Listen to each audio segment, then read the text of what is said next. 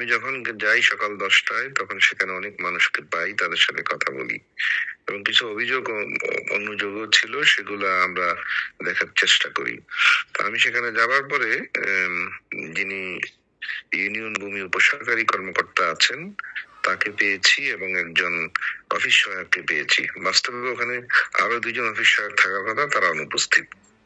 তারপরে ওখানে ওনারা যে সকল কাজ করছেন সেগুলা খাতাপত্র, রেজিস্টার এবং নথিপত্র আমি পরীক্ষা নিরীক্ষা করি।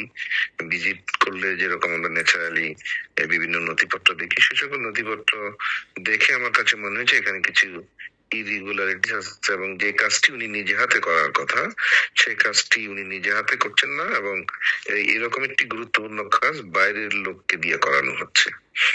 ওনার কাছে নিজের পাসওয়ার্ড নেই, ওনার কাছে আইডি নেই, এবং কম্পিউটার ল্যাপটপে বসে অনলাইনে যে কাজটি করার কথা সেটি উনি না করে একজন বাইরের লোককে ডেকে নিয়ে আসছেন আমার সামনেই, তাকে দিয়ে কাজ করানোর জন্য। আমি যখন তাকে বললাম যে বিষয়টি আমাকে একটু দেখান, আপনার এখানে কি পরিমাণ পেন্ডিং আছে এবং কি পরিমাণ মঞ্জুর হয়, কি পরিমাণ না মঞ্জুর হয়, তার একটি খতিয়ান দেখান, হিসাব দেখান, হ্যাঁ একটি নথি দেখান।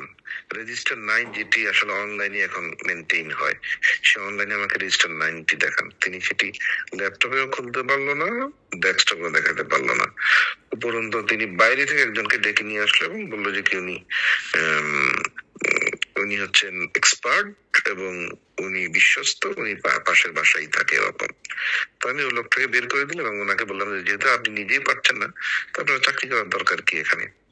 এবং তাৎক্ষণিকভাবে আমি এডিসি রেভিনিউকে নির্দেশ দিলাম যে এখানে অন্যান্য বিষয় তো আছেই, সেগুলো দেখেছি আমরা, যেহেতু আমাদের কাছে প্রাথমিকভাবে মনে হয়েছে যে আসলে এটি চরম অবহেলা এবং চরম অনিয়ম, সেই জন্যই তাৎক্ষণিকভাবে এই 4জনকে আমরা সাময়িক বরখাস্ত করেছি।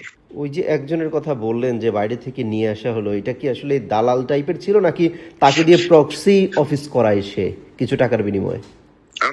আমার কাছে মনে হয়েছে তাকে দিয়ে প্রক্সি অফিস করা, এবং কাজটি নিজেরই জানার কথা ছিল, সে নিজে জানে না, অন্য এবং জানার চেষ্টা করেছে বলে মনে হয়নি, কারণ এটি তো একটা সহজ কাজ আর এটি একটি সিক্রেট কাজ, একই সাথে এটা একটা সিক্রেট, আমরা যেটাকে বাংলায় বলি পবিত্র কাজ, তাই না?